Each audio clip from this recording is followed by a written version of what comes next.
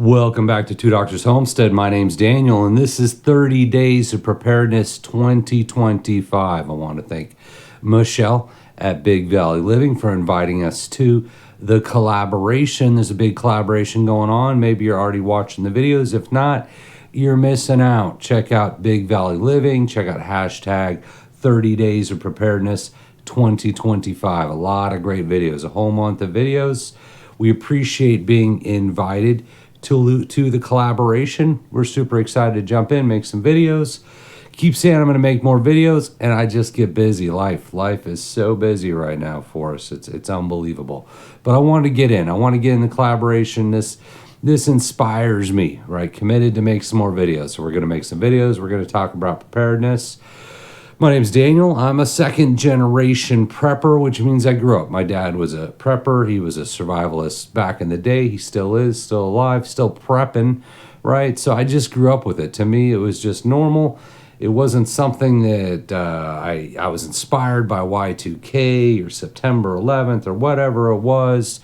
I just grew up. I grew up as a prepper. It's just what I know, right? So that's where I come in on it. 2 generations of experience prepping, a lot of time camping. You could say bug out drills when I was a kid. I've got some idea what works, what doesn't work after 2 lifetimes, right? I want to share some of that. I want to get into that. Why would you prepare? We're going to talk about some of the prepper mottos, some of the prepper rules, like 2 is 1, like the rule of 3s. We're going to hit the rule of 3s hard. I think that's really important. And we're going to throw some stats at you, right? If you follow the channel, I'm a stats guy by education. We can talk a little bit about stats, right? You might be on the fence, right? There's a lot of negative connotations, negative imaging around preppers, doomsday preppers. There was that TV show, certainly didn't help out. But I was also a Boy Scout, and being prepared was sort of the Boy Scout motto. So it's all on how you want to look at it. There's basic preparing for things like storms and power blackouts and all that. There is, hey, I want to prepare for nuclear war, right? There's a whole spectrum. There's a whole rabbit hole you can go down prepping. We're going to talk about where to start, right? Where to start if you're interested in learning more about prepping or being prepared, preparedness. You don't have to call yourself a prepper, matters not, right? And I got a lot of gear, so I'm going to be kind of leaning down, but we'll start with just basic emergency preparedness. Got a few things I want to show you here. And this you may already have, right? This is just a cell phone battery power backup system. So if there's a storm, if there's a power blackout, anything like that, these are great. This was good AAA. It's got a little hand crank on it. Hand crank's nice, right? If solar doesn't work, maybe you're in the bunker, you just got to get a little extra juice in there. Right, it's kind of a fidget toy. You can crank it, get some power in here. This charges your phone, so it's got the cables, you've got the compass, you've got a flashlight. Great to have. This is just standard stuff. Like if you're in an area that has power blackouts or anything like that, or you go do outdoorsy stuff, which if you've been following the channel, I've been doing a lot of outdoorsy stuff. This is great, right? You may not always have an outlet to plug your phone into. So this is just basic disaster preparedness, right? We're not talking about having a fully stocked bunker. We're talking about backup power for your cell phone. Flashlights are good. This is a nice one, little stream light. Flashlights are good. Flashlights help out. Once again, power goes out, something happens at night, maybe your car that breaks down on the side of the road, whatever it is, good to have flashlights, right? Flashlights are always good. Of course, backup batteries. If you can have flashlights, keep plenty of batteries around. And then, of course, a little headlamp, right? And we might get into some later videos on that. Headlamps are great when you're working on stuff. Not so much when there's a lot of bugs outside, right? If you're outside. If you follow the channel, we got a homestead here. I got pigs, I got turkeys, I got chickens. We're going to add rabbits. That's going to be kind of fun. We're adding rabbits. I've been doing a lot of work on that this week, getting a little hutch set up. A lot of times I got to go outside, feed the animals, put them away, check on stuff, whatever I'm doing. If you got a headlamp and you're in an area with mosquitoes, right in the face, right? They're going to be right in your face the whole time. Not any fun, not recommended. So sometimes a hand flashlight, sometimes a headlamp. If you're working on your car, which I do that too, headlamp's great. So it's all situational. And a lot of this stuff is very, very situational, right? So storms, floods, wildfires, grid down, standard preparedness stuff. This crosses over, right? We're not going to go full World War III here, right? Not on this video, maybe on some future videos. Maybe as we go through the month, the 30 Days of Preparedness 2025, see how deep we go, see what direction we want to go. If you're watching this video and you're curious, now's the time, right? Jump in, ask a question. We'll do a video on it probably. So there's an article, right? Curious Case of the Tinfoil Hat Gun Prepper. I'm pretty sure that's what it's called, Recoil Web. Great article. I've sent it to a lot of people. If you want to know why, maybe why are you a prepper? Why are you a crazy prepper? Otherwise a rather normal guy, more or less, maybe less, but why prep? All right, what's the point? And in the article, it's a great article worth looking at. He looks at hydrology mathematics. So he takes the stuff they use to calculate flood risks. So if your house is in a flood zone, they have to calculate the risk for insurance purposes of a flood happening. And they look at the number of events over a period of time, and they can use that to determine the likelihood of a flood, right? Well, in this article, the author used that mathematics to determine the likelihood of major unrest, Civil War, Revolutionary War in the United States, and he looked at the history of the Revolutionary War back in the day, the Civil War back in the day, looked at the events throughout our history. And the spoiler alert, I think it was about a 38% chance in your lifetime, in anyone's lifetime, of something like that happening again. A flood, right? In this case, the flood would be another civil war, would be another revolutionary war, something like that. So they use the math to determine the likelihood something like that might happen. I think it was 38%, and that's more than zero, right? So I'll probably say the chances something like that are more than zero. But just like a flood, the odds of something like that happening are higher when it's raining, right? If it's raining out and it's a really bad storm, the chances of flood are higher than when it's not raining. And it's up to you to decide, when is it raining outside, right? Prepping is a journey. Prepping is certainly a rabbit hole. You can call it a grift if you want, but things happen. Disasters happen. National disasters happen. Wars happen. These things have happened. And the 38% is more than zero. And you might hear that and say, I'm good. You might hear that and say, hey, maybe I should look into this, right? Maybe I should get prepared in case something like that happens. If not for yourself, for your family, for the people that depend upon you.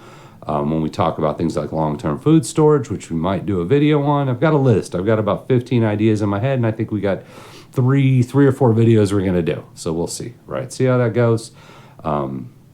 Long-term food storage, you're building an ark, right? Whether that's for you, whether that's for somebody else. Some things can last a very long time. Some things don't. We'll get into that in the rule of threes. And we'll talk a little bit about 2 as 1, right? I said I would do 2 as 1. Let's start with 2 as 1. 2 as 1 means don't just have one, right? I've got my Sawyer water filter. We'll talk a little bit about this in the rule of threes. What if something happened to it? And this was it. This was my big plan. Zombie apocalypse, just bad water in my area, right? Or something happens, water's out, I gotta go to the creek and get water, and this was it. What if something happens to it? I lose it, I break it, it fails, have a second one. So I got a life straw, I've got a Sawyer. 2 is 1, right? It's easy to lose something, right? It really is, especially as you get older. It's really easy to lose stuff. So 2 is 1, that's an important one. We'll talk about rule of threes, but what's the first thing, right? What's the first thing? I'm getting ahead of myself. First thing you're going to want to do if you want to get into prepping is get a book, right? So this is Prepper's Long-Term Survival Guide. There's How to Survive the End of the World as You Know It. Get a book. This one's Jim Cobb does this one. It's a great book. It covers the basics. It covers food, shelter, security, off-grid power, more life-saving strategies for self-sufficient living. How to make a solar oven, growing and raising food storage, water storage, the whole deal. EMPs, talks a little bit about EMPs, the whole thing. Start with a book before you start stockpiling years worth of food and whatever else you think you need. Get a book, spend the time, read through it. This is a good one. There's a lot of good ones out there.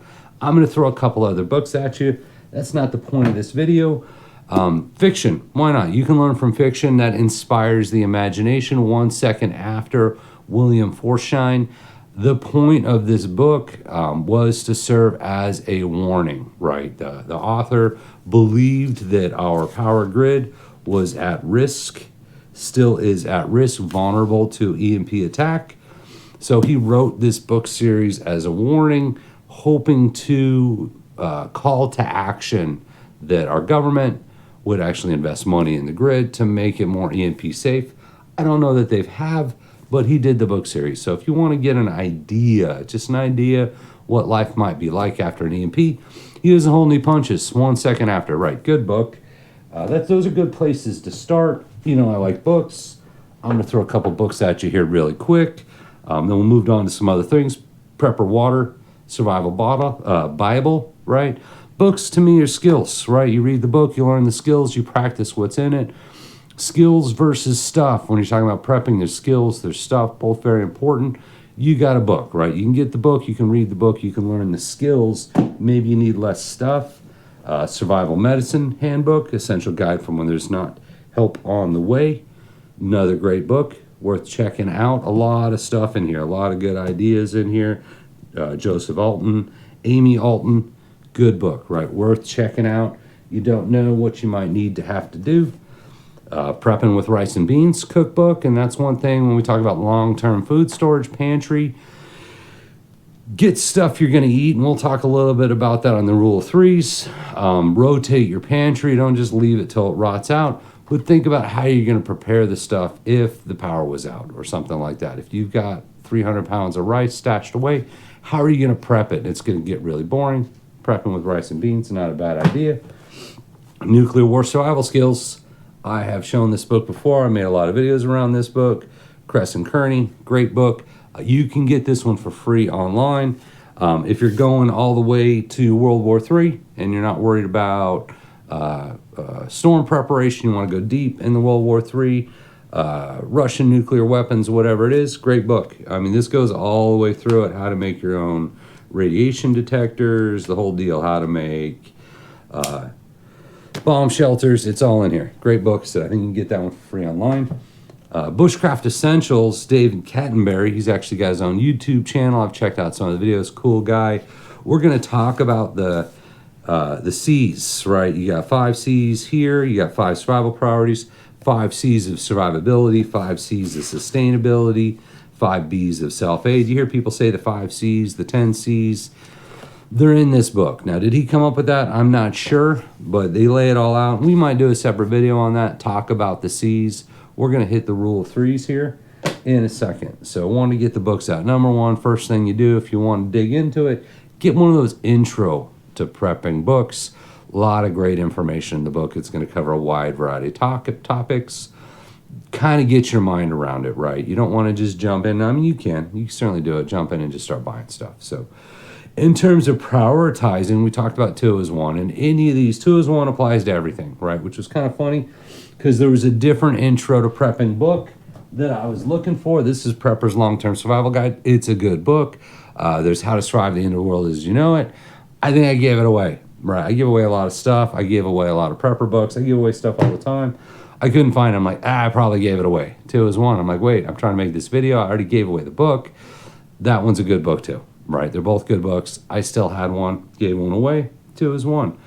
All right, so we're going to talk about rule of threes. Rule of threes, it'll help you prioritize your preps, right? Get your mind around what is important, right? And a lot of this is going to be, it depends, right? Some of it depends on where you live, time of year, things like that. But some things don't depend, and that's what we're going to get into. So the first rule of threes is 3 minutes, right? And I got a bunch of stuff stashed around me. Did I lose my 3 minutes here? No, it was right here. 3 minutes. 3 minutes, they say, without air, right? Maybe you can go more, maybe you can go less. Some people can. Air is super important, right? We're not going to argue the importance of air. Some kind of a mask, right? This is basic. Cheapo mask, canister goes on, put it on. You can breathe, right? 3 minutes without air, you're not going to make it. You could have a 3-year supply of food, but if there is a train that derails in your neighborhood and fills your entire area with toxic chemicals, you won't live long enough to use your 3 years of food. So something like this, not a bad idea. 3 minutes. First rule of three is 3 minutes. Now another 3 minutes that we throw out there is 3 minutes without medical attention, right? So what if there is injured, you're injured, someone's injured, whatever reason, there's a disaster, 3 minutes without medical attention. So first aid kit, super important. This has a lot of good trauma stuff in it, things like the Israeli bandages, you got things like tourniquets in here. We'll get into maybe a separate video on like a trauma kit. Super nice tourniquet. I like this one. This is a ratchet strap, TX3. Things like tourniquets, trauma medicine, 3 minutes without bleeding to death, right? And maybe less than 3 minutes, depending on the situation. You might not have that much time, but trauma medicine, those would be the first things I would think about. You got your little stapler. Hopefully you never need that. That's one of those have it, not ever want to need it. 3 minutes. First 3 minutes of any situation, any disaster, take care of the wounded and breathe. Can you breathe, right? It's super important, right? Breathing is like totally key.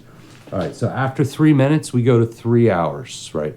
3 hours, how long can you survive without shelter, right? And this depends. If you're on the beach in San Diego, grew up in San Diego, I can do 3 hours on the beach in San Diego, no problem, right? I could probably do a little bit longer. I don't need emergency shelter. Spending 3 hours on the beach in San Diego, right? That's no issue. If you're in Chicago, which I've been there, and it's wintertime and it's -40 out, 3 hours outside is going to be a problem, right? So it's really situational. Depends on where you're at. If you get rained on and you're outside, which I do outdoor stuff, the barrier for hypothermia is much lower, right? You don't have to be hours in freezing. 50 degrees maybe. I'm throwing some numbers out there. Probably shouldn't.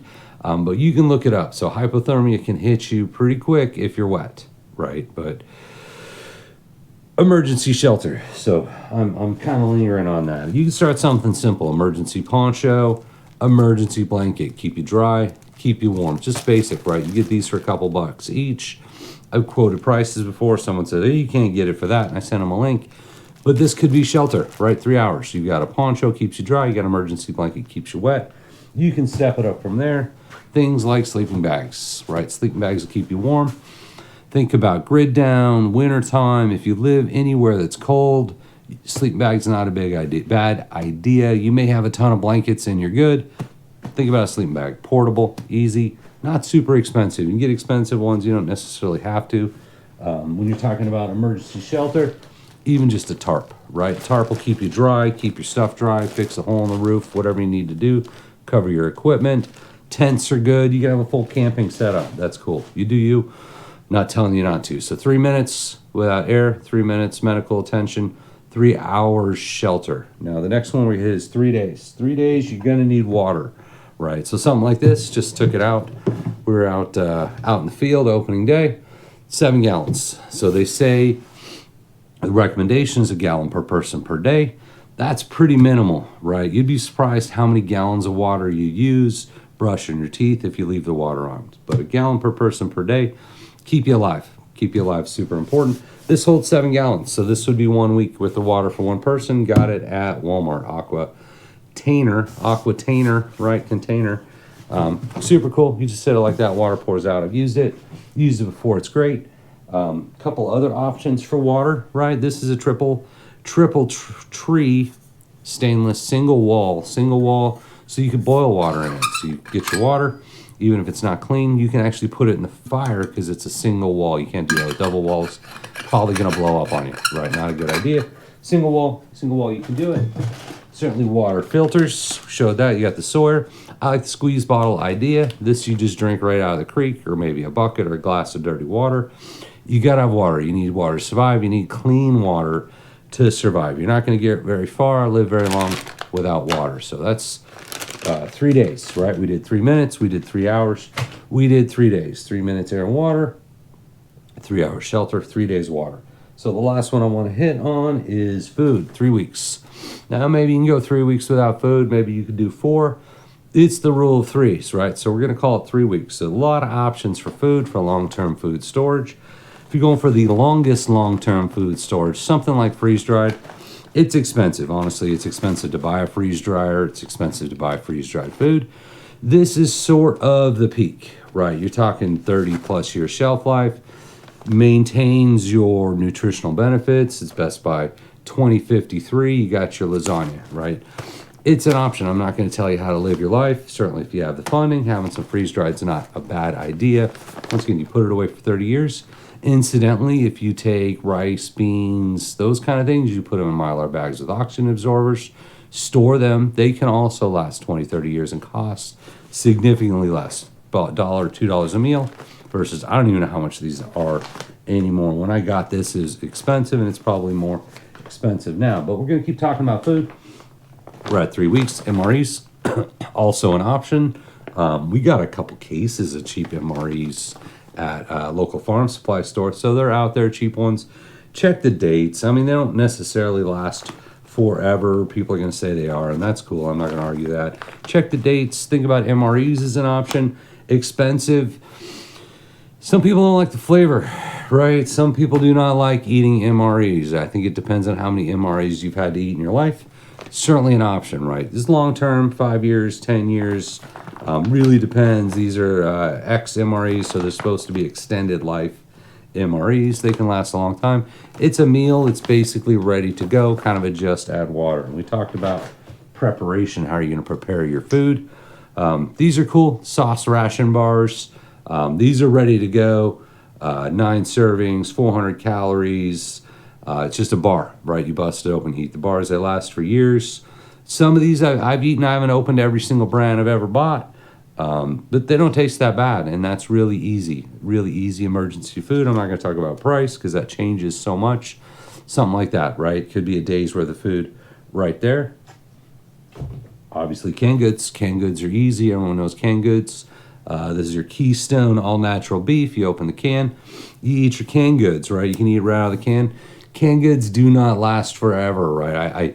I had some canned goods that were a couple years past, and we were thinking about tossing them, but like, nah, we'll keep it for the zombie apocalypse.